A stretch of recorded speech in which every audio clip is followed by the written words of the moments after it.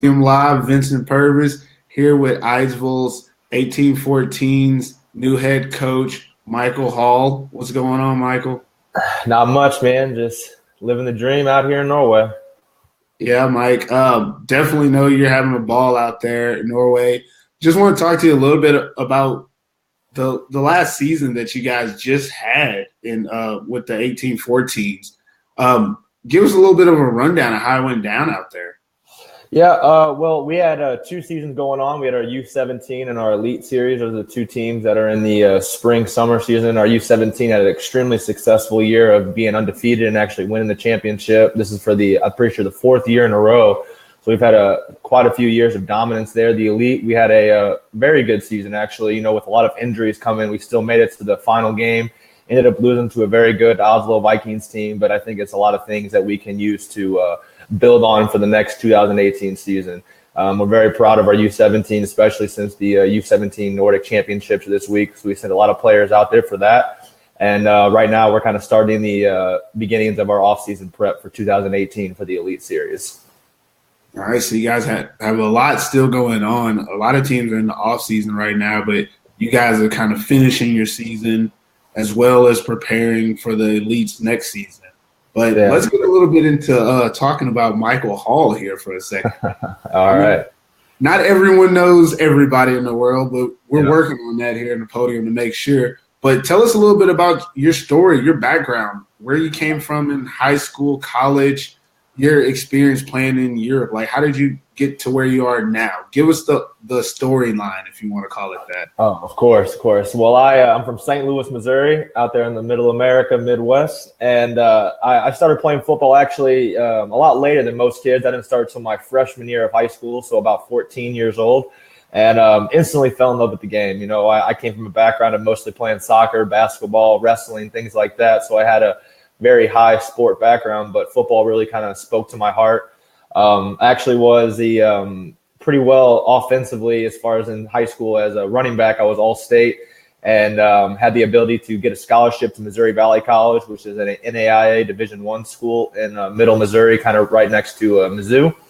And we had a very successful 4 years. I think that was one of the reasons I came to the team, because they more often than not, they won championships as opposed to losing, because I'm definitely a very big sore loser, as most people are. And it was a great 4 years. I came there as a running back and then realized that we have 14 running backs and it was a battle for spots. So I decided to play my 1 year out at running back and then move to the defensive side of the ball, where I kind of flourished at safety and linebacker. Ended up being a All-American my senior year. And we had a pretty good run my senior year. We were undefeated all the way until the championship, lost by a 53-yard field goal with 1 second left. So pretty much the most heartbreaking loss of my life right there was losing the championship in college. But it gave me a great opportunity to branch off into Europe. I went to a lot of combines for CFL, NFL, had some looks for some AFL teams and offers, but I really wasn't feeling the arena vibe. Didn't really like the rules as much of the game. Having to put your hand up if you're blitzing kind of defeats the purpose of it. But so I decided to go out and try my attempt here at Europe. So I played for 3 years in Germany. My first team was the Ravensburg Razorbacks, who took a shot on a kid from St. Louis. And as I say, the rest was history. I've enjoyed a good 5 years out here. So 3 years in Germany with the Ravensburg and Munich with the Rangers, as well as Bielefeld Bulldogs up in the north of Germany. And then I went out to the first division out there in Poland with the Białystok Lowlanders. And then right after that season, got an opportunity to actually continue the 2017 season with the Minsk Zubers, playing in the Ukrainian League as well as the Baltic Sea League, where we actually won 2 championships. And I also won a championship in Munich to get them up to the second division. So it's been great. Now here out in Norway, really loving the vibe I feel out here. Like, love my teammates and the coaching staff as well as the organization behind the board. It's been a great ride. I love the game of football, what it's given to me, the opportunities it's presented itself with getting an education as well as being able to travel. I mean, in the past 5 years, I've been to 25 countries, so I really taken advantage of the travel bug that I have and the opportunities that present myself. I'm a very opportunistic person, so I like to roll with the punches and take what it gives me, and I've been enjoying the ride ever since. It's been a great time here, and I hope it continues. That's great, man. That's an awesome story, especially the 25 countries in 5 years. I mean, I know a lot of people have been in Europe and have only been in one country during a 5-year stint. You're definitely utilizing your platform and what's available to you. That's pretty awesome. Just talking a little bit more about, I want to say this right, Eidsvoll, 1814's. You played with them last season, is that correct? And yep. Going into this year, obviously there was a head coaching position.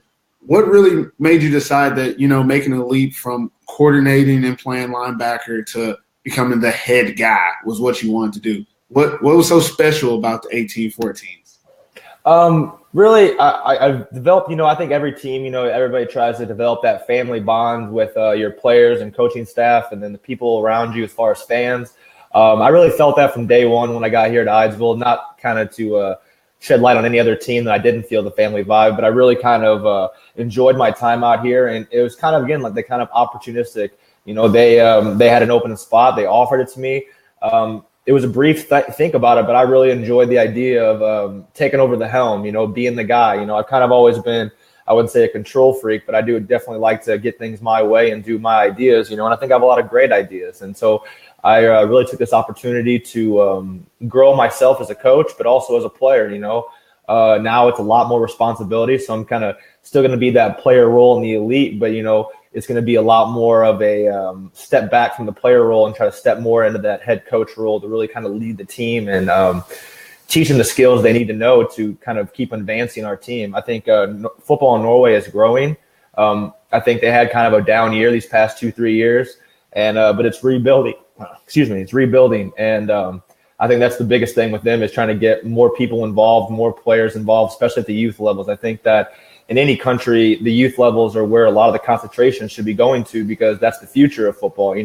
Obviously the elite teams are, what they're looking at, but where do you get your elite players from? From the youth program. So I think that that's one of the things that Eidsvoll does very well is that we've always had very dominant youth programs, and that's can be attributed to the old coaches before me, as well as the organization of the players and the fans that are here, that continue to come back and play because they love Eidsvoll, they love the team, they love football. So it really was a no-brainer for me not to take that opportunity as a head coach player. I get to continue teaching the game that I love and playing the game that I love. It was really just the best situation for me, and I think it's going to be a great 2018 season for the Eidsvoll 1814s. We're preparing for another championship all across the board if we can get them. That's going to be great. That's definitely a great opportunity for you this upcoming season. But just talking about that, like being a head coach and a player, that's a big job. A lot of people are up to it. Obviously, you're up to the challenge. But just to get a little bit inside your head as a coach and player, how do you plan on being both the head guy and a top-notch linebacker for the 1814s? That's going to be take a lot of precision, kind of like a surgeon. You got to be very easy on when you're getting down on people as well as getting down on yourself. Because I also try to grow as myself as a player, and I think that this year, as opposed to last year, where I was always practicing every time, I might sit out one of the 3 practices we have a week and just have that as a coaching day just for myself. That way, I can give the players the attention they need as far as getting better. But also that makes that I have to do extra work on my own to make sure I'm always progressing and getting better. So I think that for me is going to be the biggest challenge is getting work on myself on my own time so I can have more time to work on my players during the set practice time. So that's going to be, it's going to be a new thing for me, but that's something that I've been thinking about a lot. I've been already starting to develop practice plans and things that are going to be what we're going to use for the elite in 2018 and really kind of facilitate my time to where I can, be that head coach of the practices I need to. And then also the days where I need to get better and prepare for games with my team, I can still be there in that coaching role from a player standpoint. Also, what helps me a lot is that I have a good quarterback coming in. We have 2 of our U19 quarterbacks, Wilhelm and Raymond.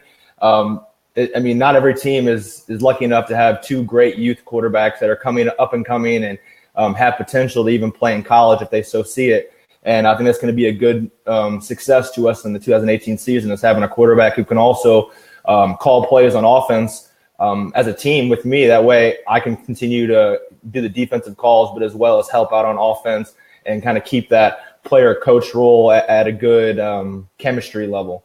So very blessed to have the players that I have with the football knowledge. I think that's one of the things that's really been developed here is throughout the youth programs, they have lots of knowledge being spread to the kids to where they're, great players in all themselves, and they're getting better and better every week. And I feel like that's one of the great things about this program is that the knowledge of football we have throughout the organization is just one of the greatest that I've been on. So I think that's, with the help of my teammates as well as the coaching staff of the Norwegian coaches that we have on staff, it's going to be a nice little chemistry mix for the 2018 season. That's awesome, man. So you talked a little bit earlier about, visiting 25 countries in your 5 years in Europe. So you're an experienced, I want to say world traveler then. Just to get a little bit into it, what's life like out there, I guess in Norway or even Germany, Poland, all the different places you've been? Just tell us a little bit about what's it like when you can travel and experience so much different cultures while you're abroad. And it's probably one of the major reasons I decided to even come out to play football in Europe. I had a career, I got a degree back home, and I have jobs that I could have waiting for me. But really the ploy of coming out here to be able to travel and continue playing the game that I love, which is too great. I think every country has its good and its bad things. I love Norway, especially in the summer. Everybody loves the Scandinavian countries in the summer when the sun's up till 1 a.m. and then goes back down at 5. But I think overall, every country I've been to has its own great and bad things. Obviously in Germany, everybody loves the beer in Germany. I think in Poland, it was the affordability, as well as in Belarus and Ukraine. Norway is a little bit more expensive, as you know. Out there in Finland, the Scandinavian countries have a little bit extra price tag on it. Basically, though, I feel like with the travel that I've had, it's allowed me to experience so many different cultures, and I cherish those moments that I've had to experience these different people and cultures, how they live, what they've seen. I'm a big history buff, so when I do travel, I like to see a lot of museums, castles, different things that, things that are older than America, So I think that's a great thing about Europe. It's kind of stood the test of time of having these great buildings. Like I remember the first time I saw the Colosseum was probably the most amazing thing that I've ever seen. It's just such a massive structure that's been around for so many centuries. It's amazing that some of the things that can be seen out here. And I think that more European imports players should take the opportunity to travel whenever they can to really make these memories that are last forever, So I've been blessed with the opportunity to travel as much as I have. That's awesome, man. Definitely. It's great for people to kind of hear it from someone who's been out there, how great it is to be able to travel, playing American football, but being able to see the world. It's something that you just can't experience by staying in one place or just staying in the United States. It's just awesome to see you guys out there making the most out of it. Speaking of traveling in Europe, because that's what you've been doing, you've been pretty much successful everywhere you've been. You've won a lot. Like you said earlier, you don't like to lose. Definitely. So we're going to ask you for a little bit of your advice and instinct on what do you consider what are some of the common themes that you've seen between European teams that have been successful? Like what is it usually that makes a team win? I think, obviously with any sport, especially with these team sports, I mean, it's 11 guys in the field. And I think the biggest thing to emphasize is playing as a team, especially on defense. If you don't get all 11 guys flying to the ball every time, you're not going to make as many tackles. So I think pursuit is one of the things that I've always kind of stressed on the defenses that I've played on is really running the guys a lot, making sure that they can play a full 4-quarter game and they can run every play. I really stress that if you can't give 110%, you need to get out and get somebody else in, because that's what we expect on our defenses. We need 11 guys flying around, making hits, making plays. Now, from the offensive side of the ball, I think it's important to really know your strengths. Some teams are running, some teams are more of a passing team. I think in this 2018 season, we were mostly a running team. I feel like we've always had a great background in running, good offensive linemen, great running backs. So we kind of adopted that mentality of a downhill smash mouth football running program. I think, in other teams where you have the assets to it, so we're kind of shifting our offense this year to more of a spread, because we do have two mobile quarterbacks who have great arms as well as wide receivers who make a lot of plays. And it really helps out, especially on our U17 and our U19, is that we had a up-and-coming running back who actually is going to play in the United States. So that really, we are blessed to have some of the athletes that we had. But I think that as an overall general terminology, getting the guys to work as a team, getting the defense to fly around. And I think that the more you can get guys to know the plays and, the faster pace you can run an offense is always going to be a benefit to an offense, because the more speed you can run your plays, the more plays you can get, the less time a defense has to get ready, the less time defenses have to sub. And I think that the more time you can get off the clock as well. I feel like, the shorter the game can be, the better it's going to be for your team. Obviously, that kind of floats more to a running style offense as opposed to a passing style. But like I said, the biggest thing is playing to your strengths, knowing who your athletes are, trying to feed them the ball as much as possible. But also with that aspect, you got to make sure you're a full team. You can't run a whole offense through one guy. So I think that I really take the saying, you're only as strong as your weakest player. So I think that, the more you can build your team as a group and get them to grow as a group, the better your team's going to be and the stronger you're going to be for the future. Yeah, that's definitely great sentiments. So you've played in, I want to get this correct, Germany, Poland, the Ukraine, Belarus, and then we had in Norway, and then we actually had one of our games in Latvia as well when I played for Belarus. So it was the Baltic Sea League Championship. Oh yeah, that was pretty awesome last year with the small area team. Yeah, it was good. So with you being able to play there, and obviously you're involved with the youth as well, pretty much everywhere you go, what do you see as the culture in a lot of these countries when it's coming to the growth of football? I know it's a long way from being as good as it could be, but it's also a long way from being as bad as it was. Yeah. What kind of changes have you seen in the last 5 years from the growth of American football in Europe?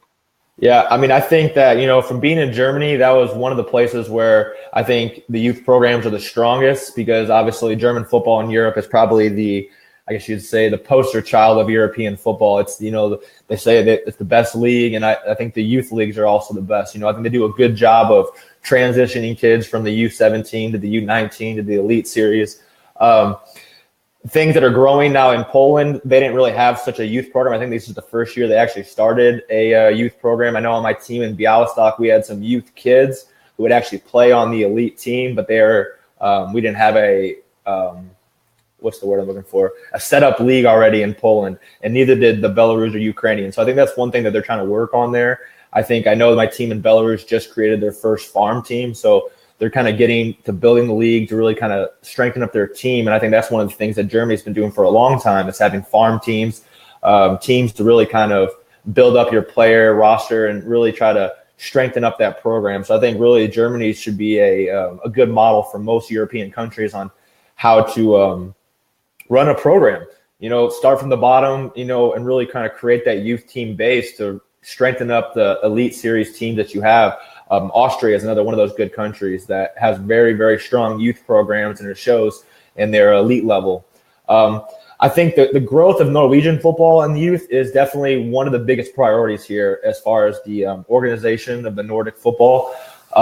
It's I think every year it's getting bigger and bigger. More kids are getting involved, and I think that's the biggest hurdle for any team or any organization or country, is getting more players involved. And I think that with the sport growing as it is, with international attention, as far as NFL going to London for all these games, those are always huge, packed out, sold out games. I think that football is growing, and honestly, I hope one day the NFL can take note and maybe bring back the NFL Europe. I think that was a really great thing for the sport, as well as the growth of the sport in Europe. But as far as youth programs go, I think that's the future. I think the more time we can assert towards the youth programs, the better. I think, like I said, Poland is starting to get onto that track, starting to go through the youth programs and getting more kids ready to, step up and be on that elite level. I think Belarus and Ukraine are maybe a couple years out from trying to develop that, because, again, these countries, they don't have as many resources or funding opportunities as countries do in Germany, Austria, things like that. But the more we can facilitate to these kids to gain knowledge and grow the sport, the better. And I think that's kind of where things are going now is youth first, elite second, which I think, again, all the big people want to see is like these big hits and big touchdowns in elite level. But to get those kids to where they need to be as far as developmental, it's going to be we got to put more emphasis on them. Give them more time, give them more help. And I think that's what the good thing I like about Norway is that that's what we're doing here is really trying to build up these youth programs to help gain more access and more games for the elite series, because that's been kind of a problem in the past is getting teams with enough funding to actually play in the top division. It's been a problem here in Norway, but I think that's one thing they're working on to fix and move forward. Yeah, that's great. You got to start from the bottom up with the youth. But back to actually like the men's leagues in Norway, the teams in Norway, just random information I'm trying to get from you here. How do you think Norway stacks up against some other countries in Europe that you've played or been a part of? Mm-hmm. I think that they stack up very well. I think one thing in Norway, we have great size. There's that Viking heritage. They got some big kids out here, big athletes, and some pretty good athletes as well. I think as far as stacking up, I would compare Norway to. I would say we could compete with teams in Poland and Belarus and Ukraine. I think all those teams we compete with. I think I would say it's more like a GFL2 team in Germany. I think only because just the amount of players we have. I think that's the problem right now is getting teams with enough players and enough funding to be able to travel through Norway and go to all these games. Obviously, Norway, our top three teams right now are Eidsvoll, the Oslo Vikings, and the Trolls also in Oslo. And really, besides those three teams, the other teams, it's kind of on a little bit lower level. So I would say those three teams are more like, GFL2 teams stepping up into Poland, first division, things like that. But I think the thing that stops us from being able to play with a lot of those big German teams and Austrian teams is imports, solely and completely imports.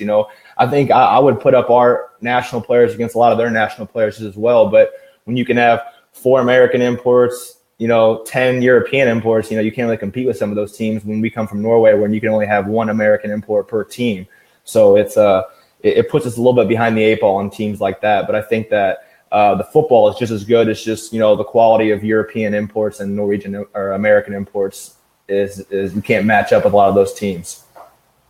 Makes sense. So talking about next season, of course, with 1814's, you guys want to win championships, but just being a little bit more specific, what exactly do you want to get accomplished within the next, 16, 18 months with that organization from top to bottom? Like, what are some of your specific goals with the teams? I think one of the biggest things for us is trying to keep all our best Norwegian athletes around the area here and with our team, not letting them go to any other team. So that's kind of one of our main focuses to make sure we keep all of our Norwegian athletes here in Norway ready to play and win this championship with us.